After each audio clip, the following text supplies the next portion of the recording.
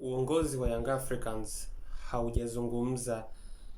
rasmi na mwalimu Romain Folz kuhusu hatima yake ndani ya klabu hiyo,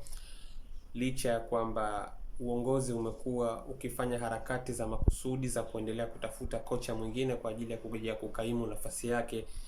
kama kocha mkuu ndani ya kikosi cha Young Africans. Kwa hiyo Romain Folz hana habari kuhusu taarifa ama harakati rasmi za viongozi kuendelea kutafuta mbadala wake.